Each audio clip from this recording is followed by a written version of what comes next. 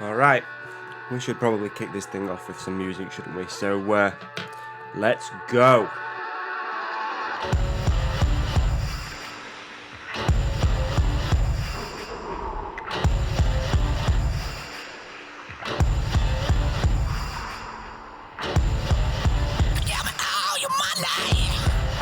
Try to keep very calm. Give me all your money. You try to count to 10. Little doesn't know it's about to begin. Push it too far, you're a killing machine.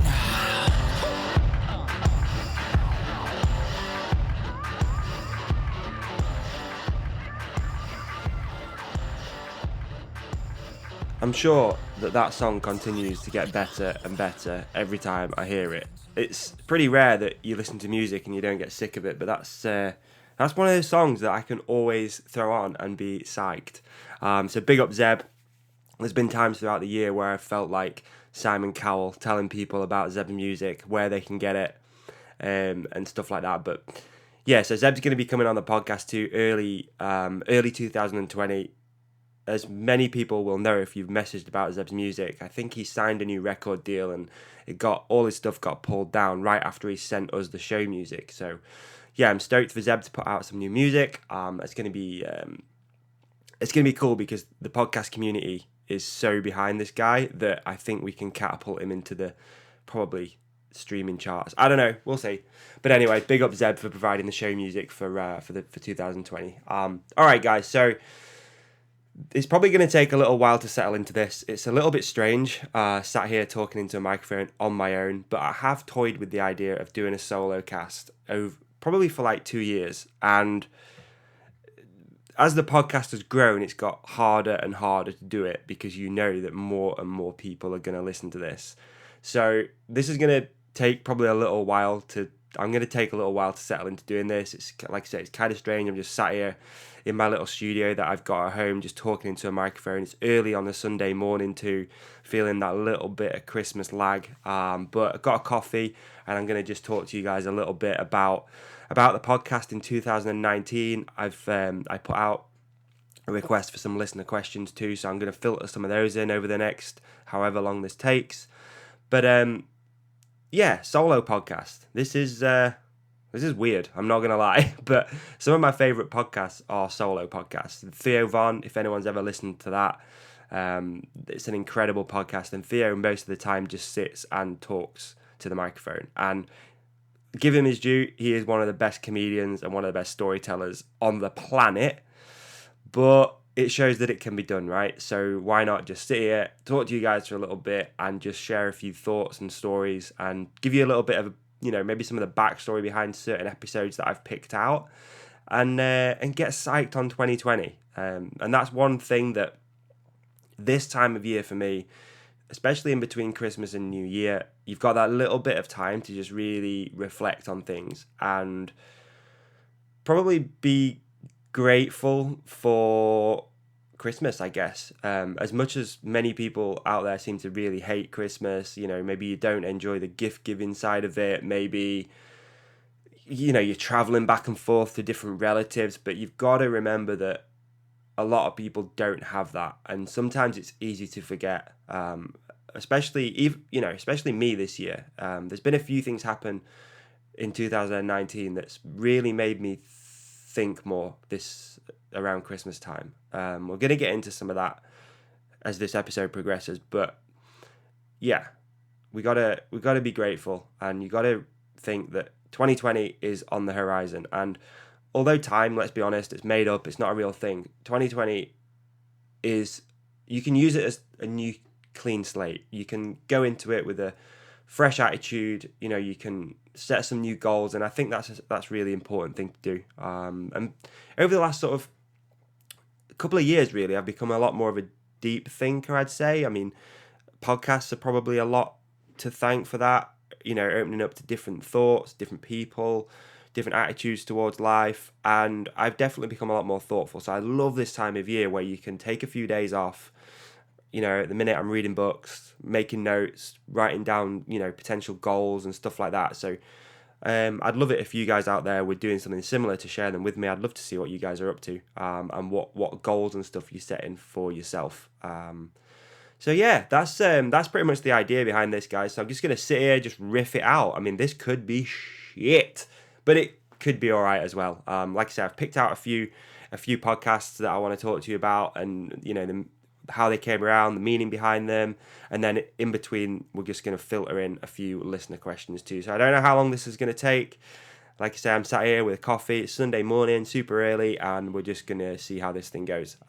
But I guess before we do start, as usual, I want to say a massive thank you to you guys for engaging with the podcast throughout, well, from the start, but also through 2019 too. The podcast has grown exponentially, and I don't really share the numbers too often unless it's with a potential sponsor, but this thing's doing really good, and it's all down to you guys. And again, that's one of the reasons why doing this solo cast has got.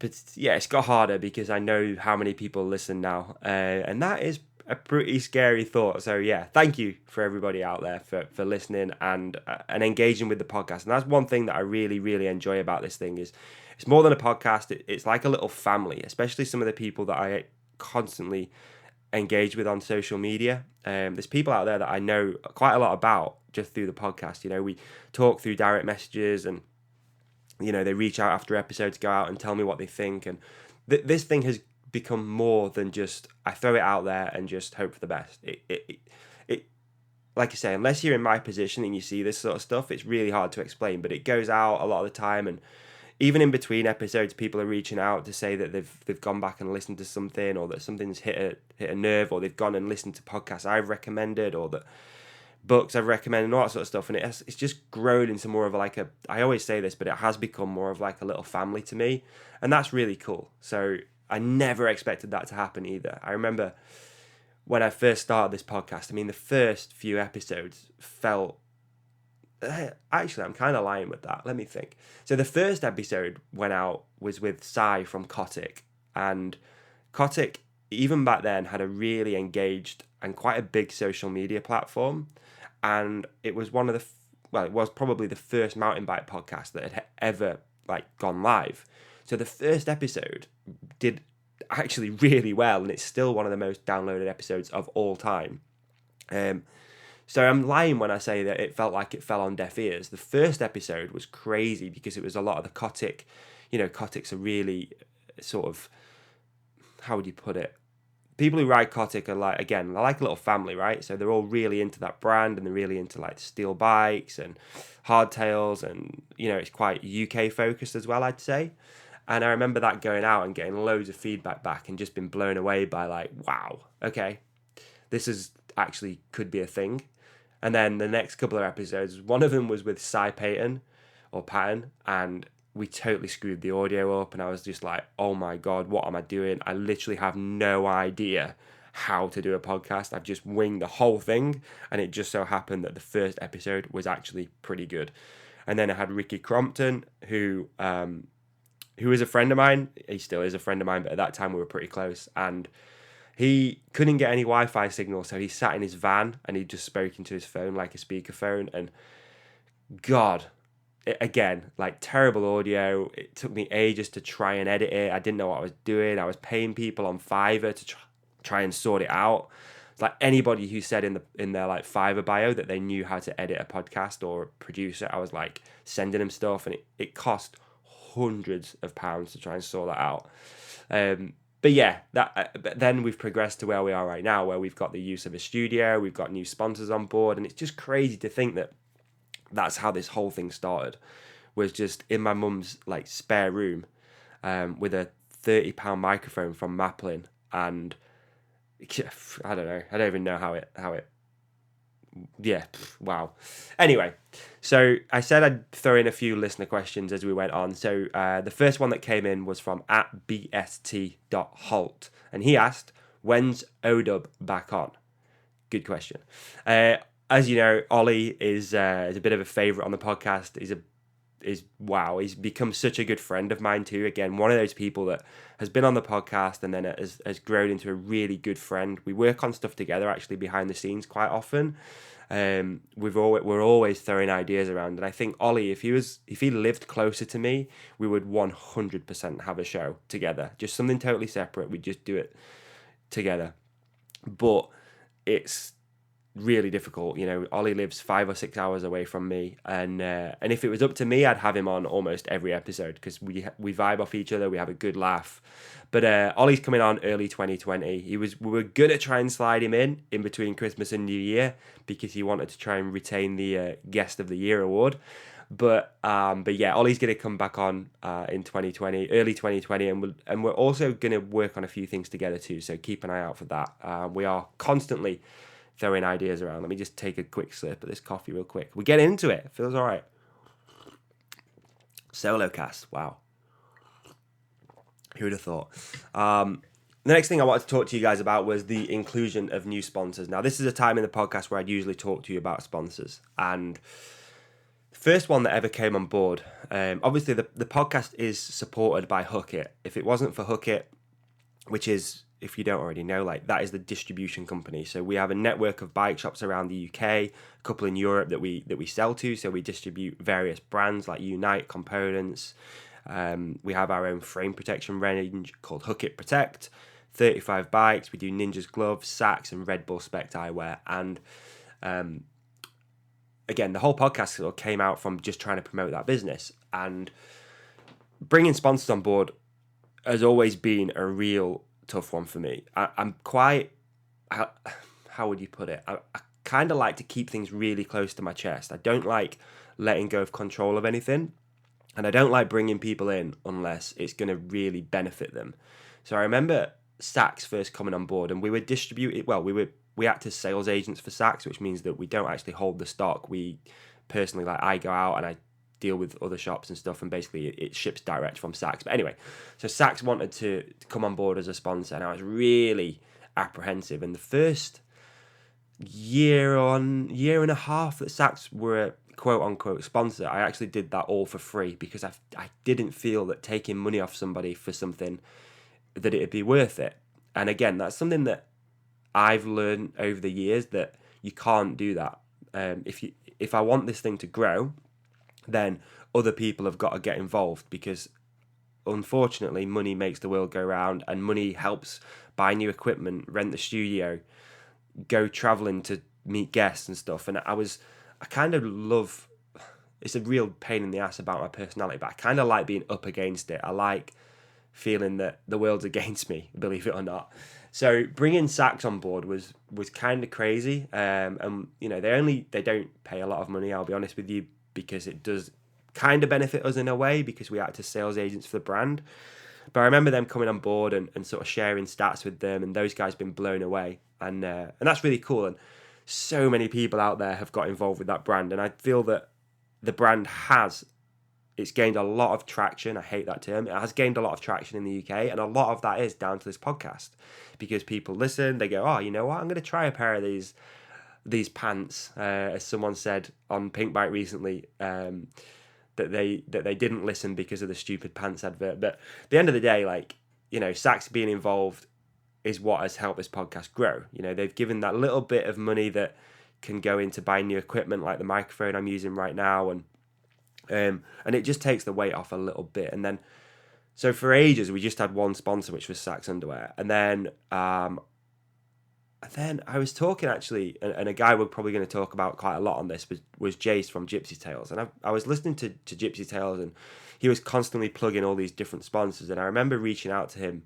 Again, Jace has become really close, and saying, look, how are you doing this? What is it you're doing? How are you pitching to sponsors? And he was really kind in sharing with me his pitch deck, which I used as inspiration to put together my pitch deck. For those listening, a pitch deck is basically something you put together which shows you stats, it shows you engagement, it shows the reach your podcast has got, recent guests. and I made one of those, and I started sending it out to a couple of brands. And I sent that, one of the first ones I sent was to Works, and the only reason I sent that is because a friend of mine had one of those portable jet washers, and we used it the weekend before. excuse me, I used it the week before to wash a bike after a ride, and I was like, this is really cool. I might reach out to these guys actually and see if they want to get involved. So I did, and credit where it's due. Joe at Works came straight back within like hours and was like, "Yeah, we're into it. We want to pre-book, 10 episodes," and that was really nice because it showed that what this platform has become is an actual thing that brands see value in. And podcasting is growing so fast. You look at how much money the BBC and the likes are putting into podcasts. This is an actual thing where you are talking to your perfect clientele. So for a brand, it makes perfect sense. If we can put an advert on the start of one of these and it's going to go out to tens of thousands of people, for those, it's not like a TV advert which is going to cost tens and tens and probably hundreds of thousands of pounds, or social media advertising where you can track it, but you're not talking directly into people's ears. So those Works, credit where it's due, they were stoked. They sent out products straight away for me to test and try, because I did say that I'm not going to talk about something that I don't use myself or like, and think that it's going to value the listeners. So they sent product out straight away. They sent one of their Hydra shots, and I used it, and I was like, yeah, this is legit. Went straight back to Joe at Works and said, look, if you guys want to get involved, this is what it is. Boom. And they were like, yeah, no questions asked, straight in. And they've become, like everything, they've become good friends. And then recently we brought Muck off and into the podcast, and that sort of came around, I guess, because of having Alex on the podcast, a few months ago, and Alex saw value in it. Who's the MD, and the marketing people saw value in it, again, just because of you guys out there, that when an episode goes live, you share it, and that is what makes sponsors and potential sponsors go, yeah, this is actually working. People are listening. People are using the offer codes. So yeah, that's basically how the sponsors came around. And then moving forward, I don't want to be that podcast that's got tens of, 10 sponsors on it, for example. There's a few podcasts I listen to that are like that. One that springs out would be Main Event Moto, that really good podcast. But the start of it, it's a quick run through of probably 8 sponsors. And for me, that's not enough value. Like, you want to be able to sit and talk about it for 30, 40, a minute. Talk about that specific product or brand. It adds more value. It's more of like a personal thing. You're not just saying, oh, these guys give us some money. It's like, oh, blah, blah, blah, blah, blah. No, I want to sit down. I want to actually talk about it with you and talk about my experience with the product and talk about the benefits that I think it'll give you, the listener. So moving forward, I'm not too sure if there's going to be more sponsors on board. There probably will be, but I'm not too sure who they'll be. Works have got another 4 or 5 episodes with us, and then I don't know if they'll carry on. We will see. And that's the beauty of this, is you've got to sort of be, as well as guest sourcing and editing and promoting, you've also got to look after this side of it. And this is all done, and I'm not blowing my own trumpet here, but this is all done on my own. So there's quite a lot of stuff to handle. I mean, it's a full-time job on top of having another 2 or 3 full-time jobs. So, again, one of the reasons that we probably didn't have sponsors on board is because I just didn't have time to do it. And if I was going to do it, I wanted to do it properly. So, yeah, anyway. So, the first episode of 2019 was with Ben Planger. And I felt like this was a really good way to start 2019. It was we did an almost general fitness episode where we talked about getting into maybe strength and conditioning for the first time. We sort of laid like a sort of a base level of like, this is an all-round action sports workout. We did a video which was really cool, but one of the things I like about this sort of episode is heading down and hanging out with a guest, and that's something that I'm trying to include more in this podcast, is create more of an experience. So with this one, we went down to Ben's training facility in Bristol. Again, I'm really lucky that I remember that day I was in Bristol anyway, visiting shops, and I actually did a lot of the major mountain bike magazines are based in Bristol. So I did all that in the morning, and then I headed over and spoke to Ben in the sort of like late afternoon. So that was the first episode, and then that led straight into having Peter Jameson. Now this episode, a lot of people always ask, and I'm going to get into this a little bit more, about how guests sort of end up on the podcast. I remember just scrolling through Pinkbike and seeing that Peter had got this documentary coming out called Passion, and the film was going to document the lives of, I think it was David Lieb, Ethan Nell, Matt McDuff, and maybe Regatkin. And I found Peter on Instagram, who at the time was relatively unknown, just a young 19-year-old lad. Found Peter on Instagram, sent him a message and said, look, the film looks sick. Do you want to come on the podcast and sort of promote it? And this is one of those episodes that literally within 24 hours we're recording. There wasn't much prep, which often, I'm learning. Sometimes you need a little bit of prep, but sometimes you don't. But there was not much prep on this one, and we just sat, riffed it out. It was like an hour's episode. But one thing I remember from this that I think a lot of people took away from this episode was Pete's, the documentary is called Passion, but Pete's passion for filmmaking. He was living in a van at the time, and he's one of those young guys that just has created his own look. He's gone out, created a film, self-funded the whole thing, and now look where his career is. He's been out and filmed, photographed Red Bull Rampage. I saw he just did the stuff for YT when they handed over the bike to Cowboy Cerrone.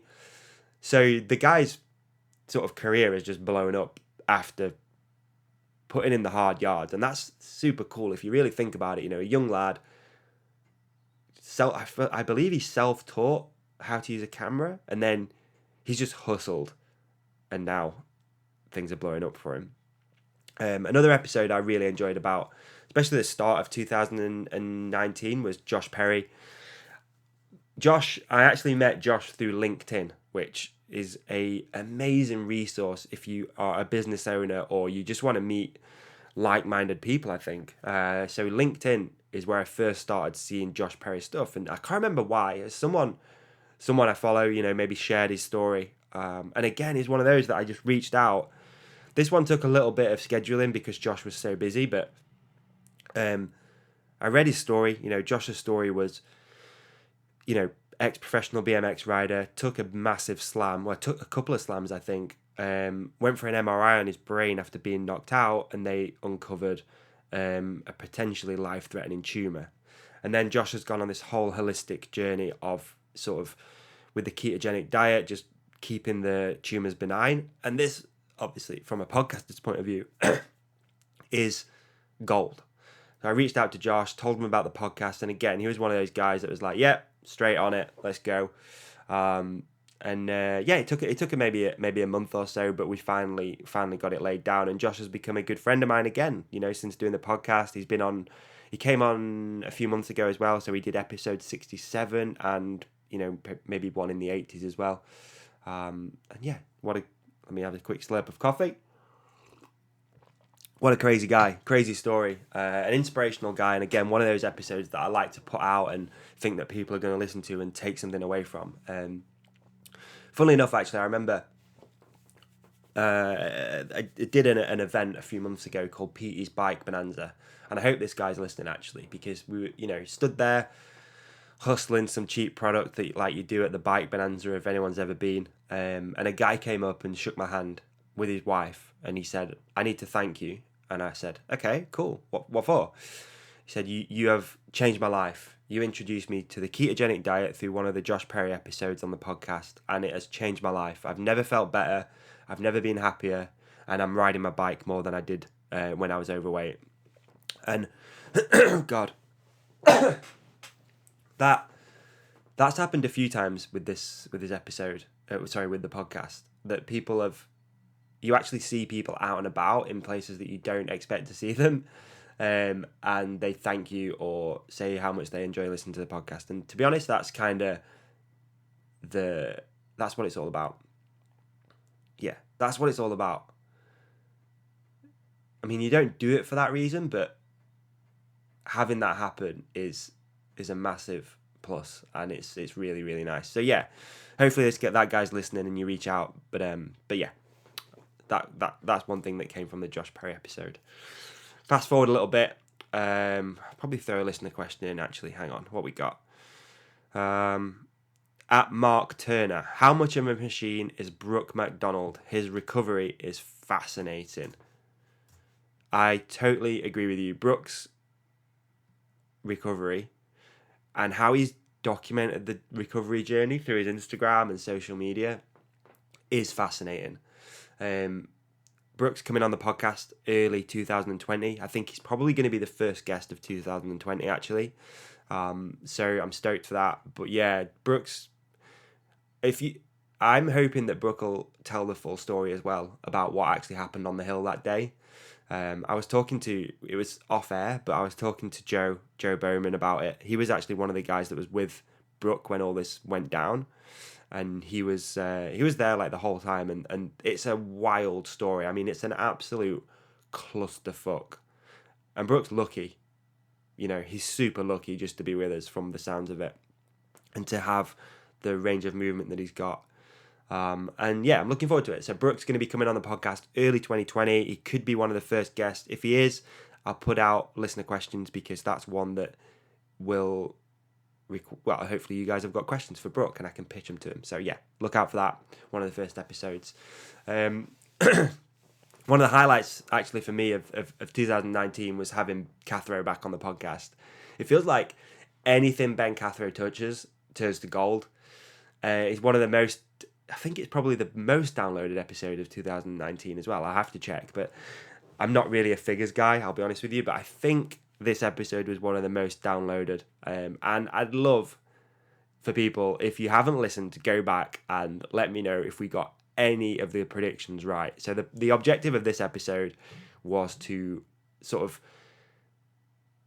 preview the upcoming downhill season. And we threw all sorts of stuff out there.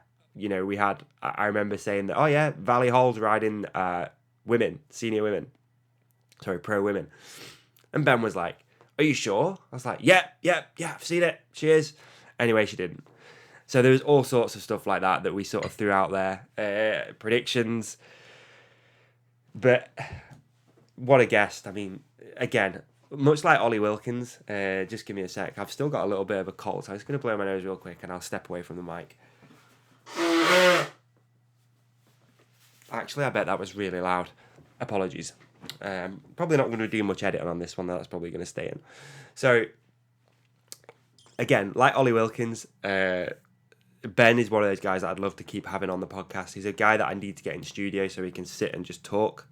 But, yeah, great insights on and off the bike. I mean, what that guy's done for downhill is unprecedented. Opening up that whole, really getting involved with the track and really seeing people's characters when he's filming.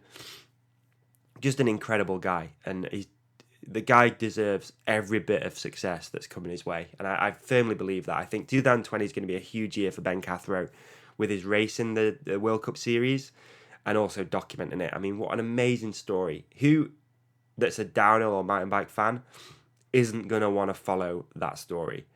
It's going to blow up. Anyone who gets involved, sponsors-wise, you got it coming, because that is going to be insane. So yeah, again, I've already spoken to Ben. He's going to come on the podcast early, and we're going to talk about it. Maybe we're going to do like a accompanying podcast as well. But again, all these ideas, I got a million and one ideas, but actually having the time to execute them is often the problem. But yeah, look out for that. Ben Cathro 2020, the year of Cathro. I think if it was, I think that's what they call it, right? Chinese New Year is the year of Cathro 2020. I think I'll have to check that, but I'm pretty sure it goes frog, dragon, Cathro, goat. Maybe I don't know. But yeah, big up Ben Cathro for everything he does for downhill and mountain biking. Remember, after Cathro, it was pretty much instantly I headed down to Wales to see AJ Jones. Big up AJ. AJ's just signed again for Marin for 2020. So I think another guy that's going to have a big year in 2020 is AJ. Not just because of his Let's Have You stuff, but also just because he just kills it. I mean, the personality on and off the bike is what brands want, it seems like these days. And yeah, big up Marin for getting involved again with AJ. Congratulations as well, AJ, if you're listening, on the birth of your baby girl, Opal. And I remember this episode because we were sat in AJ's living room, and there was a lot of questions where he had to ask his girlfriend Marie, maybe in his dark, deep Valley's accent. Hey Marie, what happened when I broke my back and all this sort of stuff? It was crazy. God, we should have just mic'd her up. Maybe next time we'll get get AJ and Marie on the podcast, because there was so many things where he'd shout out, "Hey Marie, what happened that time we travelled down to the Athletes?" Sorry about my terrible Welsh accent, but oh man, that was funny. It was a great episode. Really enjoyed that, and that was one of those ones where you could sit, and I think me and AJ could just record for ages. You know, we quite a similar upbringing from what I remember. We could just sit and chat for so long, and it was cool. Like, we were super comfy, which makes a big difference actually. Super comfy, just chilled on the sofa, just ripping an episode. That was really, really cool. So yeah, thank you AJ for that. Thanks for being rad. All that sort of stuff. We got some collaboration stuff coming out with AJ in 2020 as well, with Hook It and the frame protection. So look out for that. All right, next, what we got? Listener question. At Let's Get High 420. Who would be your number one choice of guest if they haven't already been on the podcast? Wow, good question. I get that quite often. Who would be my number one choice of guest? Would be, I'm going to say Travis Pastrana would be my number. I know that's kind of not cliche, but I think a lot of people would say that. You know, a lot of people who are interested in action sports, motocross, or whatever, you give them the whole who'd come to your dinner party, they're probably going to throw Travis Pastrana in the mix somewhere. But yeah, Travis. There's a couple actually. Let me think. Travis Pastrana, Jeremy McGrath. And just to be super random, Matt Pritchard. Because, Matt Pritchard from Dirty Sanchez. Actually almost got him on the podcast. No, I think that was 2019 when his new cookbook came out. He was in Sheffield doing a signing. We were pretty close to getting him on, but there was some scheduling problems. I think they're my three. I'd have to really, really sit and think about that. I probably should have prepped that question a little bit better. But who else? There's not really anyone else I can think of that... Oh, Mike Escamilla, the ex-pro BMX rider that's now... he does some stunt work. He's just a savage. Yeah, Mike Escamilla too. They're my 4. I think. But a lot of, to be honest, there's been a lot of guests that over the last sort of few years, especially that have been at the top of my bucket list. I remember making a list actually when the podcast first started to sort of get going and people saw that this is a thing. I remember sitting down with my good buddy Joe from Steel City Media, and he really helped me out with like email and contacts for a few guests, and we made a list, and all of them got ticked off within that first year, and that's really cool. I think there might be one missing, which would probably be Rachel Atherton for a long episode. She came on at Crankworks, but Rachel was on there as well. But Martin Ashton, he was up there. All time, really wanted to have Martin Ashton on the podcast. He was up there for sure. And that was a really good episode from what I remember as well. Quite a few years ago now, but Martin was up there. Okay, anyway. Next episode that really stood out to me in 2019 was episode 75. And we called this one, Always Prepare for the Worst. Now, wow, this is probably the wildest episode of 2019 and ever. Firstly, because it was just me and two friends that, James obviously rides for Kotick. James Swindon rode for Kotick at the time. But Alex, nothing to do with mountain biking or action sports, just a friend of mine who we shared this experience with where we were on a canoe trip. So the canoe trip went from, you've probably heard the story, but I'll just go over it real quick. So the canoe trip went from Fort William up to Inverness, and on the third day, we were crossing Loch Ness when our canoe overturned. And I think this episode really stands out because, well, not only was it was like therapy for the three of us. Like we wanted to make... I remember putting this idea out there to those guys and just been like, would you want to do a podcast? And they're both super down for it. A little bit nervous, but both super, super down for it. But I remember sitting down that first time with them, and we were all looking at each other, still in shock. And I'll be honest, my head was fucked up. I was in a mess when we recorded that episode. Still, I'd had like 3 days maybe in bed. A couple of days in the hospital in Scotland. We travelled back, and then I'd had like 3 days in bed, just in agony because I had cramps so bad, and my kidney had started, kidney had started to shut down when I was in the water, and just all these knock-on effects of just feeling weird. Very, very grateful, obviously, but just overly emotional. I remember sitting down. We recorded this one at Alex's house around his dining table. Not that the table makes any difference. It was a table. I remember sitting down, and we all like looked at each other before we pressed record, and we were all just still like, just in a bit of a mess. And then we started recording, and we told the story, and and after it, I remember we all felt so much better. I remember the podcast got quite emotional at times.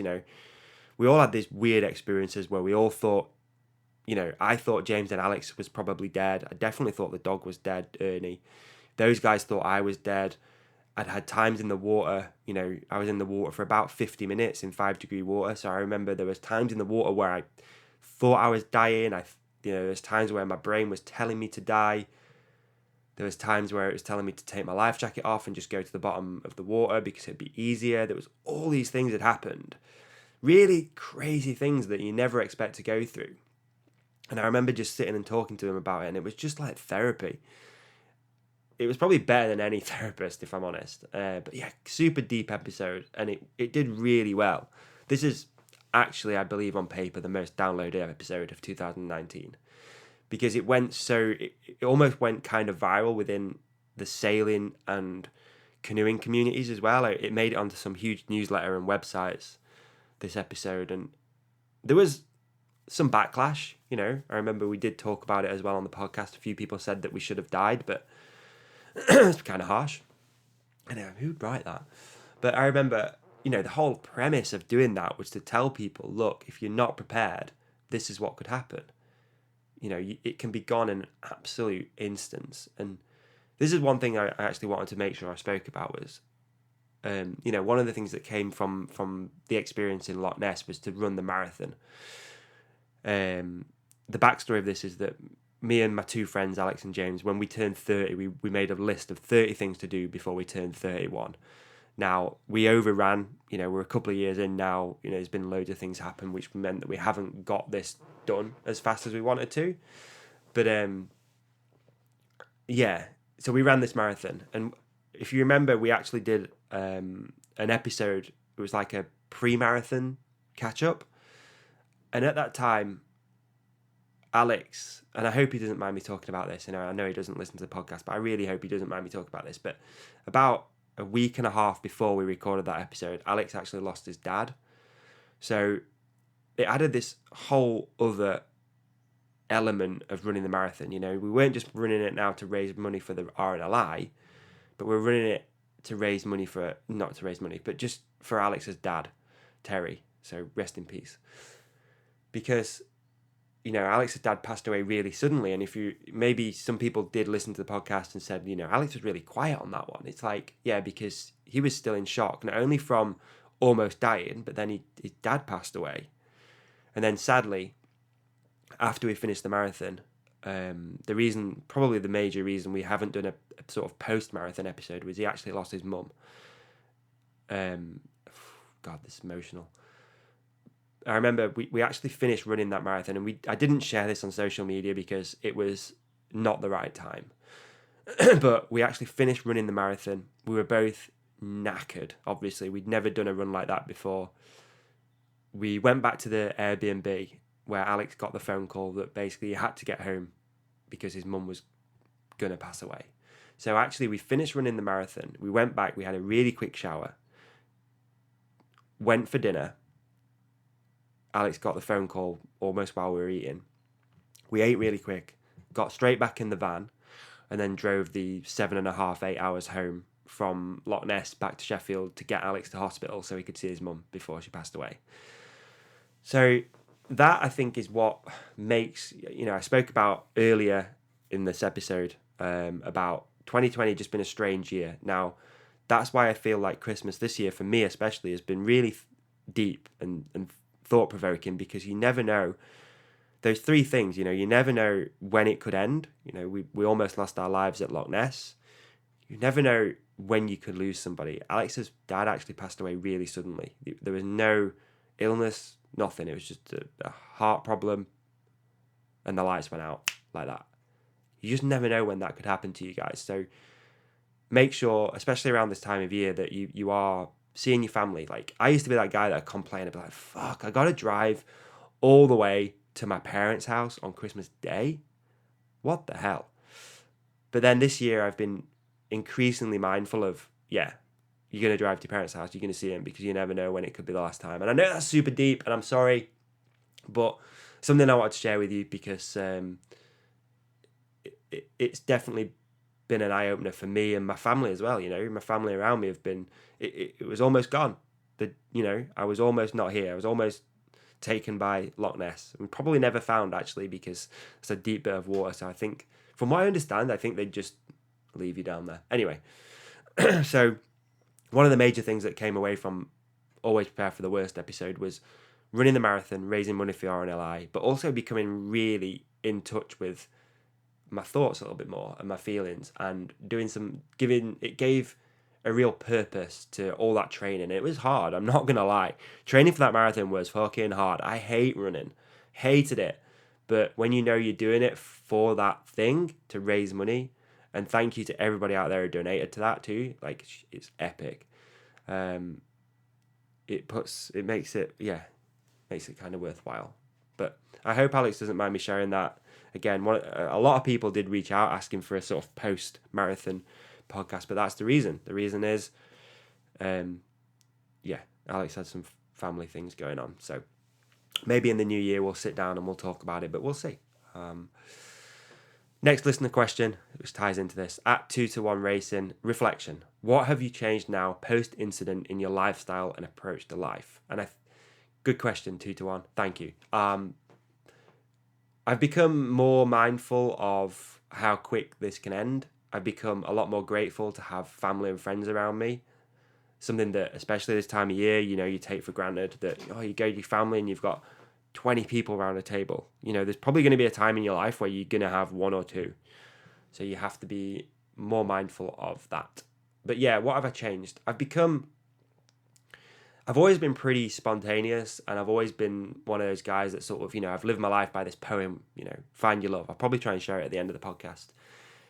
About just always taking chances, and just always, if you have an idea, just do it. I mean, one of the reasons I'm doing this is I had this idea to do a solo podcast while out walking the dog the day before yesterday.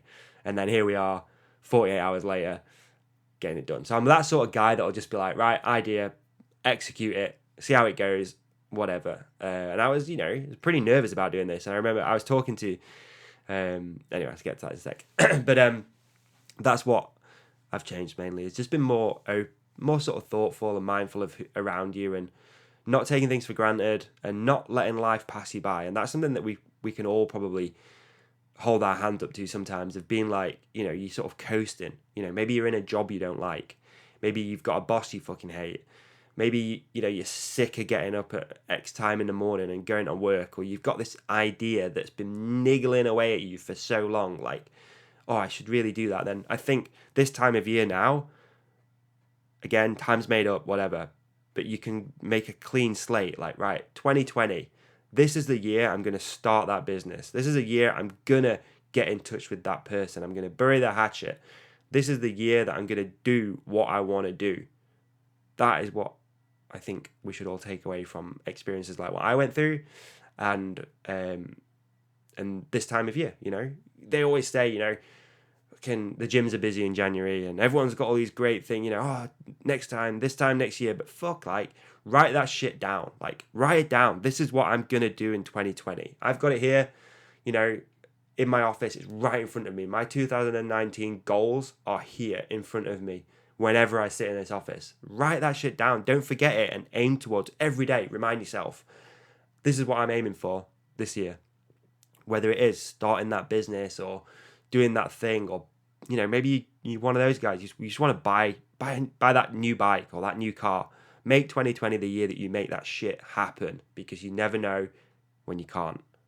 Anyway, I remember then I did an episode with Jace from Gypsy Tales, and I remember I was sat here. Jace is one of those guys that I Skype in, and I was sat, and I was still fucked up.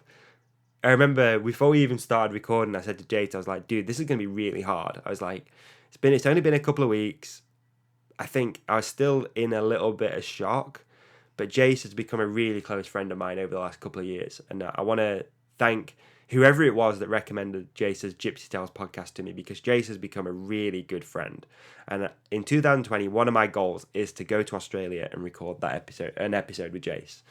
A lot of people seem to be wanting me to do my own podcast. So, 2020 is when I'm going to head over, hopefully, and record an episode of Gypsy Tales. But Jace has become a really close friend. And he was one of the guys that, if I wanted to sort of ease back into this whole podcast thing, again, it takes, believe it or not, quite a lot of courage sometimes to do these episodes, because I know now how many people listen. So, and I'm quite self-critical. So if I put something out and I'm like, that was fucking stupid, I will beat myself up about it for a good few days.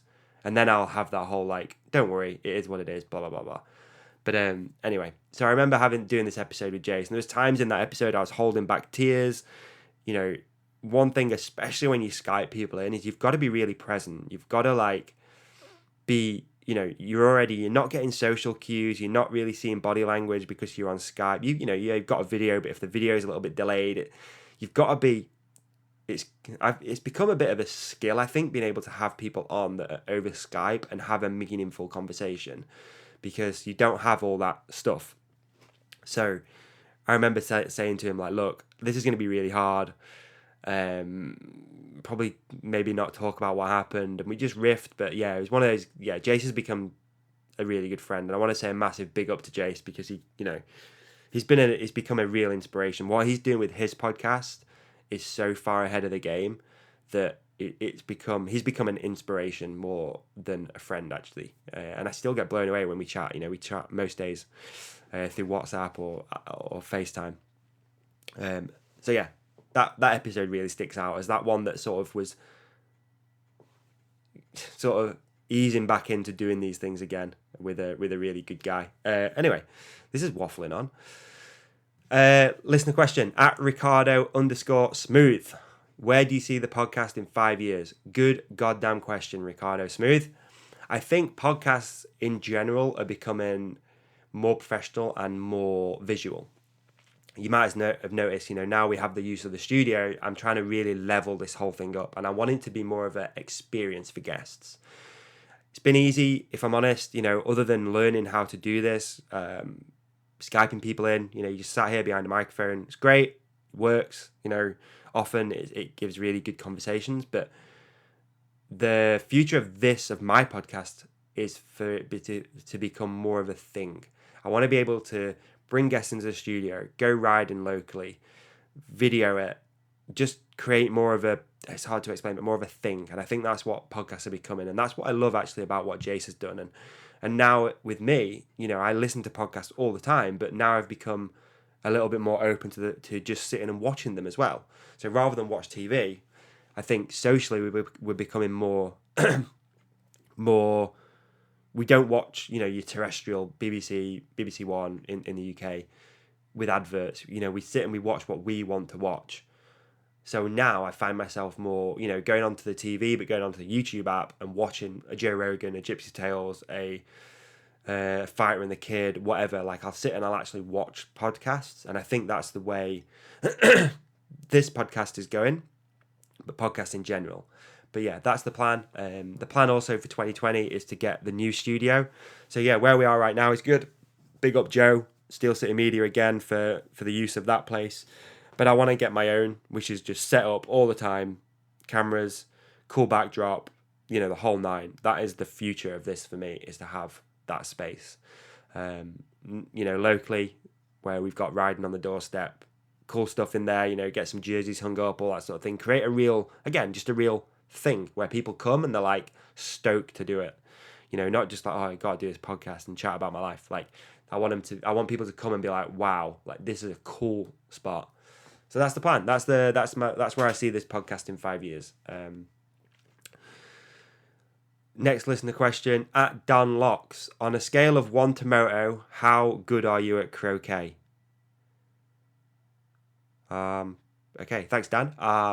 Probably pretty good actually. I'd say pretty Moto at croquet. You know, I grew up playing ice hockey, so I reckon my croquet skills are going to be up there with the best of them. So yeah, I'd say on a scale of 1 to Moto at croquet. And you don't need ice skates. You stood on your feet. How fucking easy is that? So yeah, one to Moto at croquet. Yeah. If I put my mind to it, world champ, maybe. One of my favourite episodes of 2019 with Win Masters. Again, one of those ones where we Skyped in.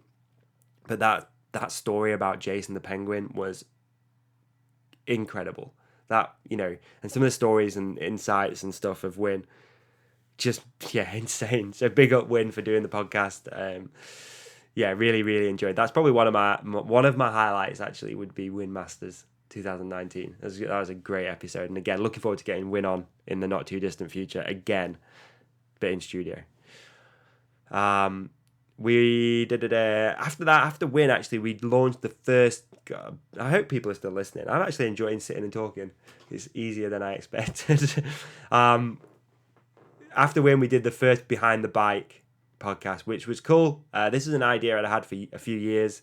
It actually came from going to a bike launch and seeing that some of the people that were there at the launch should not have been at that launch and should not be telling people what bikes to buy. So that's sort of where it came from. Now, I am not that guy either. You know, I'm not the right person to review a bike. But what I wanted to do was just create this series that explain more about who made these bikes come to market. And I've only done 2 so far. You know, I was hoping to have a few more of these in the bank by this time of year. But the first one, big up, you know, again, the guys from Marin, John Aldale, marketing manager for Marin, absolute hero. I hit him with the idea and instantly he sent a bike. And I mean instant. It came, I think, either the next day or the day after. I was like, look, this is my idea. I want to ride the bike for 30 days. And then I want to talk to everybody or most people that have made that bike come to market. It just so happened that Marin then had their product launch down at the 417 project in the UK.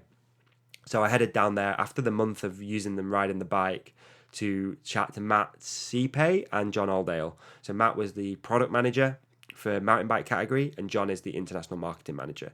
So the whole premise of this Behind the Bike is to talk to people who design, market, manufacture, test, like make a bike come to market and give more of the backstory. And to be honest, I really enjoy these episodes. It's just that, again, time just isn't on my side sometimes. I don't have time to be like, look, I'm going to ride this bike 5 or 6 times this month. You know, often I'm not here, like I'm away.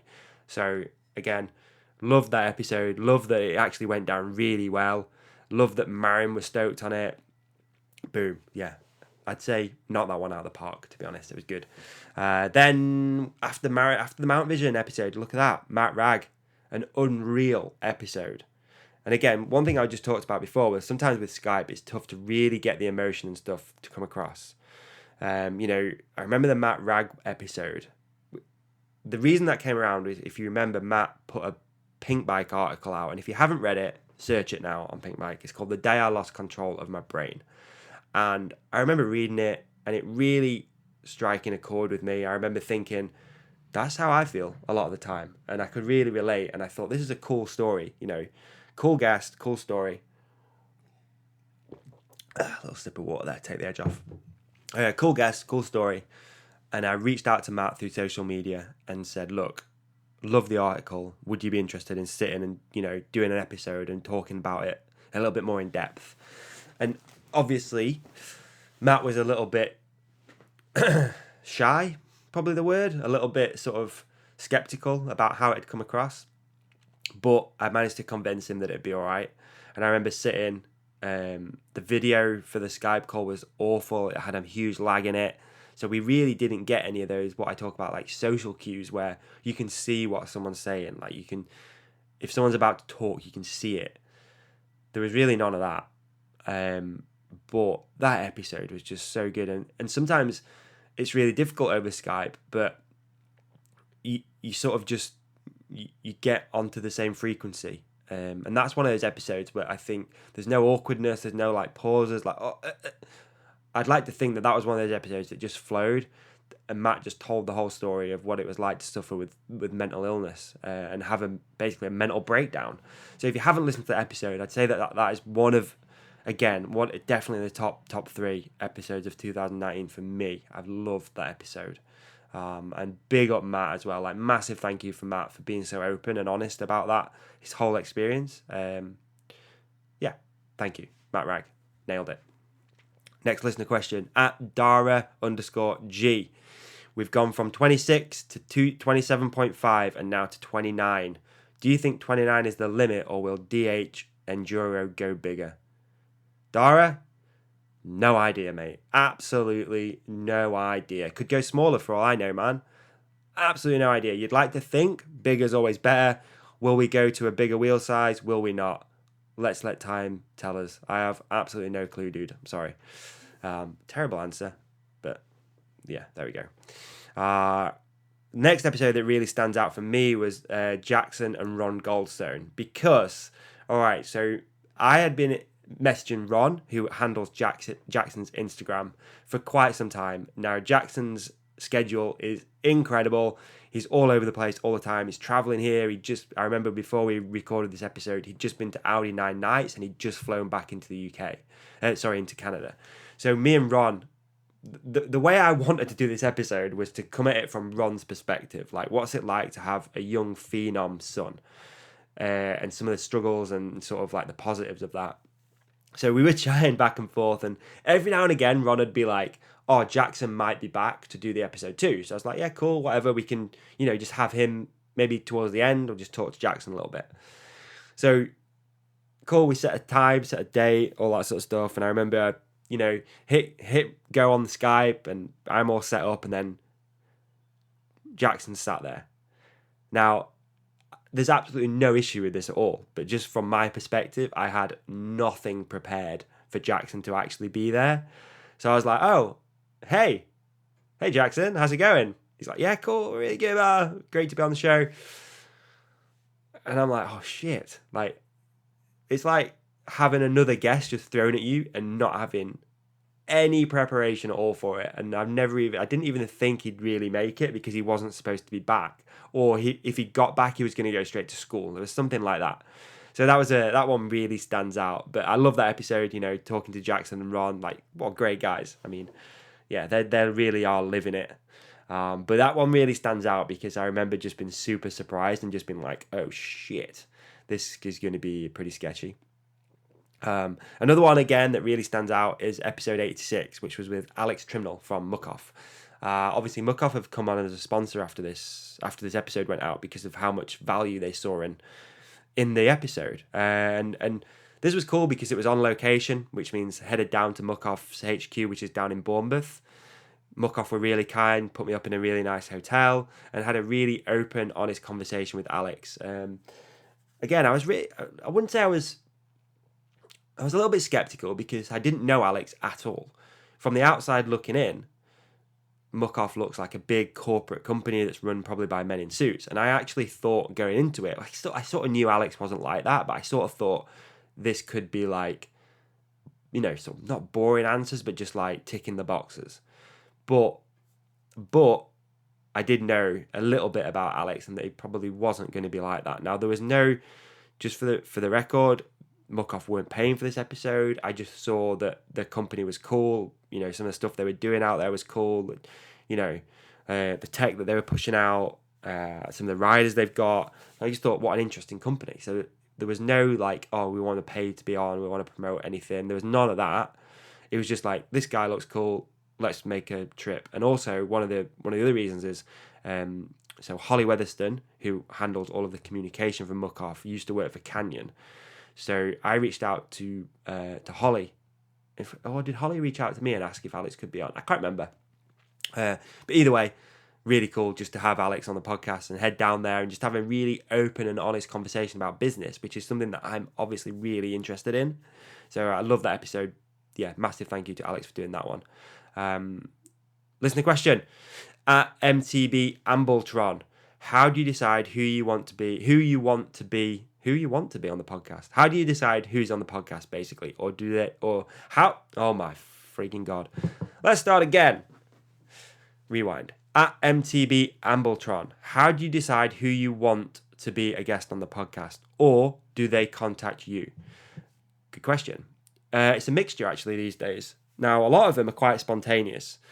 I never really have an episode, what we call in the can, which means it's ready to be released. Like this one, for example, I'm going to record it, I'm going to save it, I'm going to upload it instantly. And that's usually how this thing works. Now with the video element, it takes a little bit more time to edit, master everything, link everything together, etc. But for the most part, I leave an open book because I want to be reactive often. If, let's say, let's try and think of an example. I mean, Matt Ragg, great example.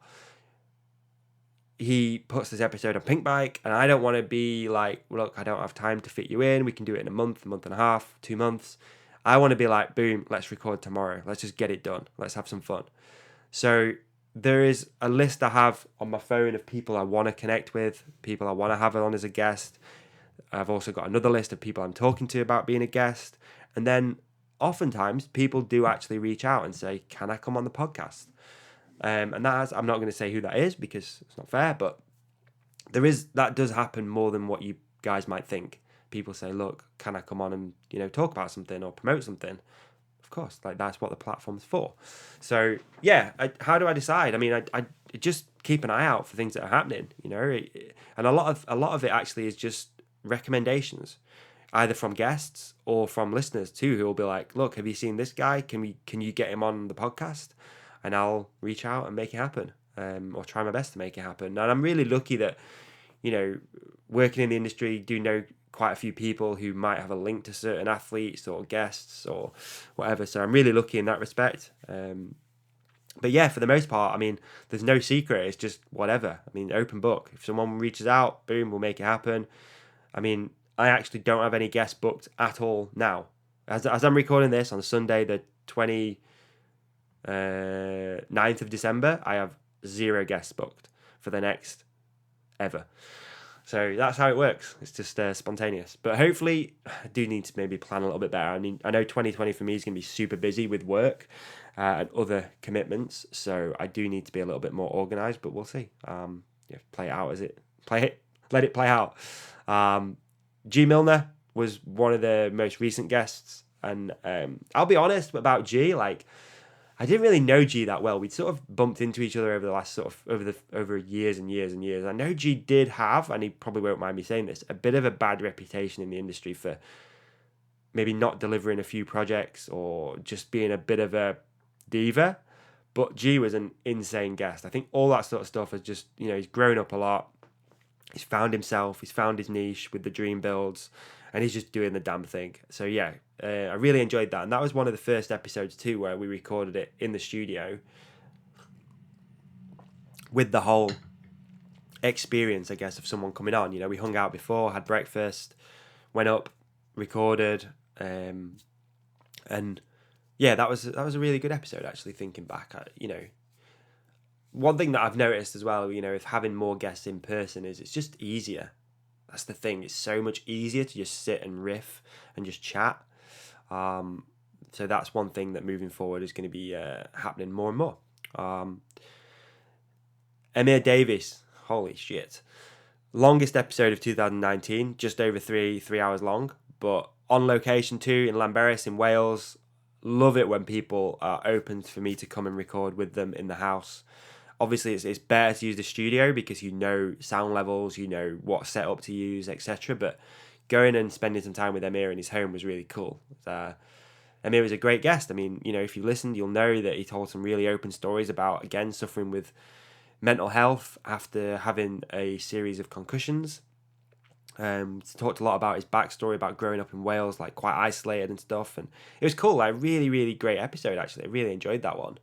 That was one of, again, another high. I mean, God, they're all bloody highlights at this rate. But yeah, another highlight of mine. And then most recently, before we do a few listener questions, was Jack Plowman. And Jack we sort of spoke about this on the podcast. We didn't really know like how we knew each other, but we knew each other, and I wanted to help him promote the new park because I would not like to be doing that if I'm honest. You know, look at the size of that building and the size of that project at such a young age.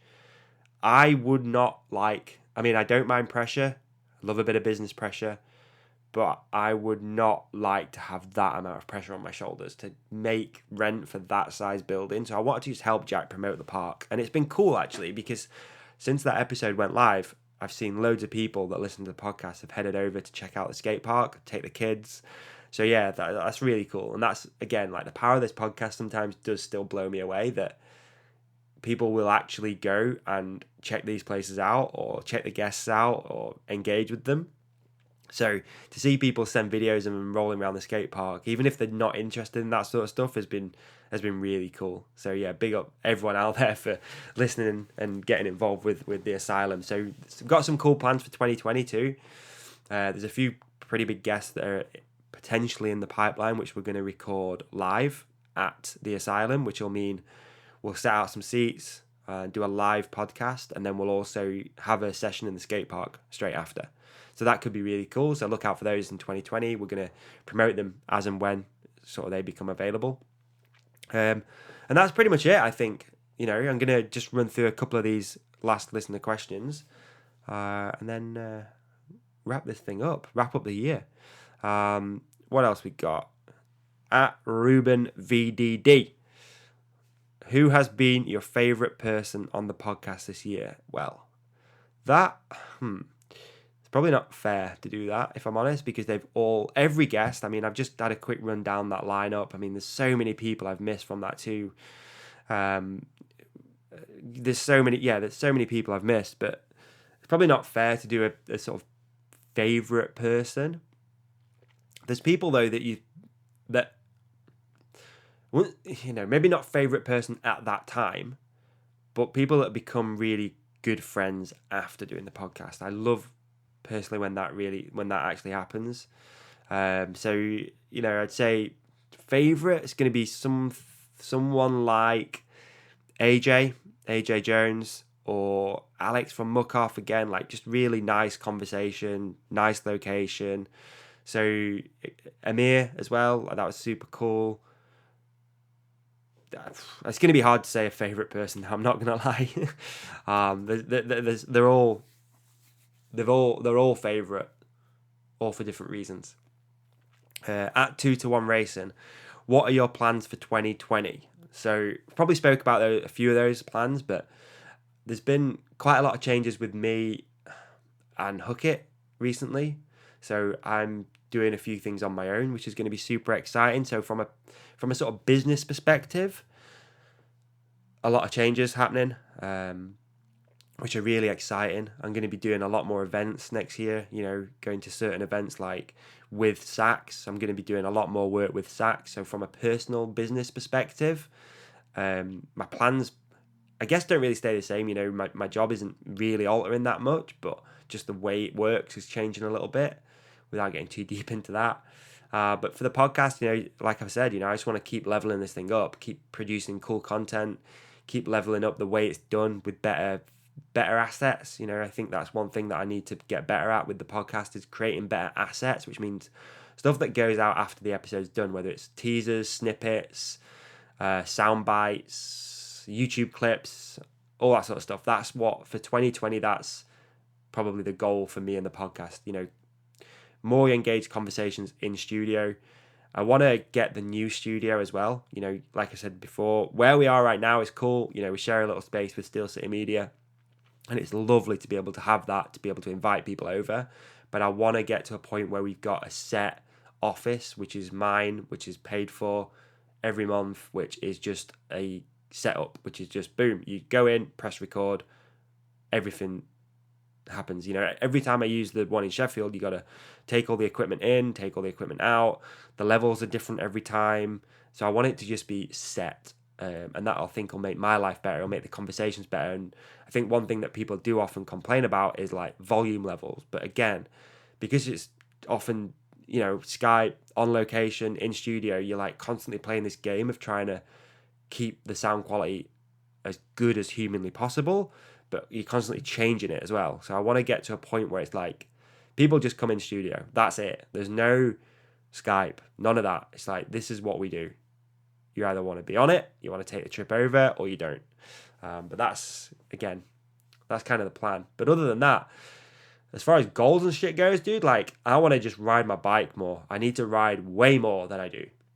I want to get a little bit better with the whole work-life balance, because for the last 4 or 5 years, no, in fact, let's say 8 years, it's been all work pretty much, and not much life. You know, I've not had a holiday now for 3 years. Yeah, 3 years. No holiday in 3 years. So getting to a point where, you know, the podcast's self-sufficient and the business is self-sufficient, that's really my main goal, to be honest with you. I want to read more. I'm going to set myself a goal to read a book a month. I'm thinking maybe we could set up a bit of a book club through the podcast. I don't know how anyone feels about that. I'd love to hear your thoughts.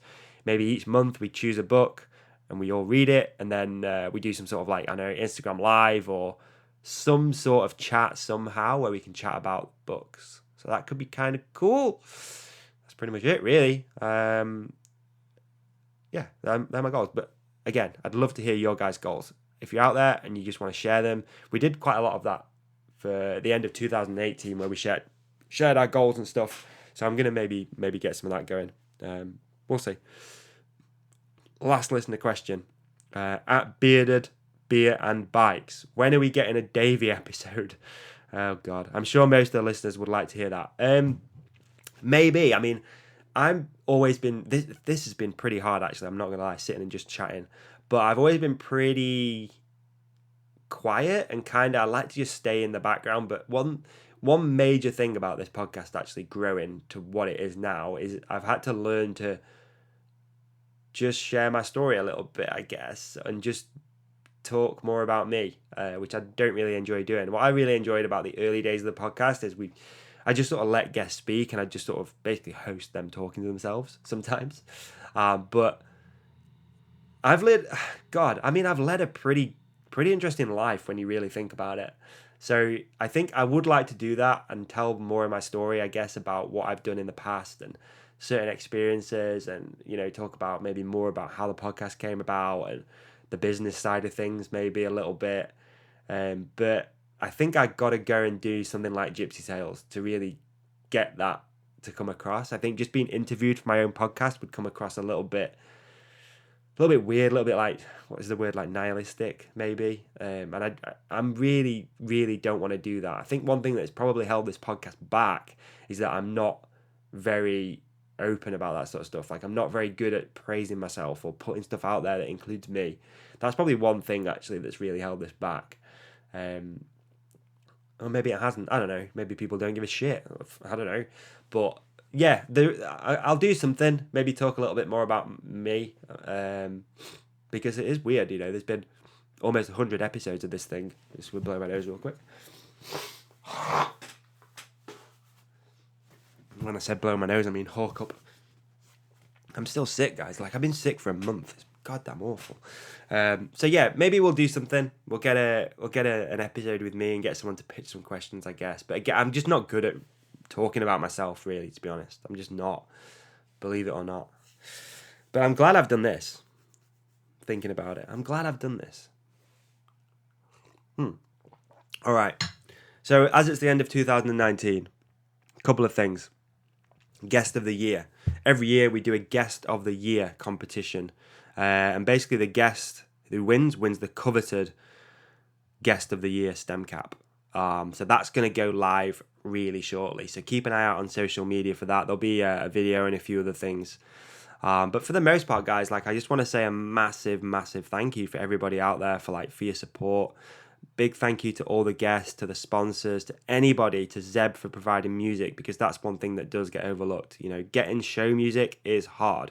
Turns out, fun fact actually, if you play Guns N' Roses on a podcast episode, iTunes and Spotify do not like that shit. So that was a bit of a learning curve in 2019. Although it didn't go out in 2019, the early episodes, I used to ask people what music they wanted, and then I'd just play it and deal with it after. Yeah, so big up. Thank you to Zeb for providing some show music that's actually free to use. But yeah, one thing I want people to take away from this, 2020, it's a fresh start, fresh year, whether you believe in it or not. And I actually shared, feel free to tune out right now, but I actually shared my favorite poem on social media, and I thought I'd share it with you because it's a good kick up the ass for a new year. So I'm going to say a big thank you to everyone out there for listening. I'm going to share with you this poem, and then I'm going to play out with some Zeb to get you fired up for 2020. So this poem I actually first read it was in the back of a Dirt magazine, and it was written by a guy called David Hyatt, who used to own Howie's. And I remember reading this poem, and I've literally lived my life by this poem since. I have it tattooed down the side of my body, well, part of it, and I have it actually at the end of my bed. So every morning it's there, and for me it's a constant reminder of how you should live your life. So I'm going to share it with you right now, and then play out and have a great rest of the year, whatever's left of it. And I'll see you on the flip side in 2020, people. Thank you once again for listening to this solo podcast. Never thought I'd do this. Never thought, to be honest, I'd have the confidence to do it, but we got it done. And if you have made it this far, give yourself a pat on the back, because I probably wouldn't. So anyway, all right. This poem is called Find Your Love by David Hyatt. You know that dream you carry around with you each day? It's kind of important. Wasn't it what you were put on planet Earth to do? They say everyone has a calling. Can you still hear it? Does it eat away at you? That treadmill you were on, did it ever get too much? Did you ever wonder what it would be like to do your thing? Did you ever feel time was passing you by? Just how many days have you left before your last? Did you ever wonder about stuff like that? Did you ask yourself, what was stopping you? There is never a right time. You will be too old, too young, too something or other. When was the last time you took a risk? Did you remember how alive it made you feel? There are no guarantees of success. It's not called a leap of faith for nothing. It's not too late, honest. Jump. You might fall, you might fly.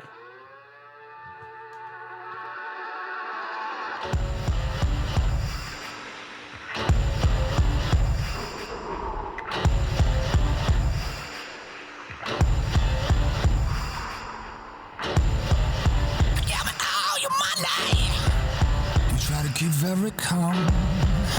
Give me all your money. Try to count to 10. Little doesn't know what's about to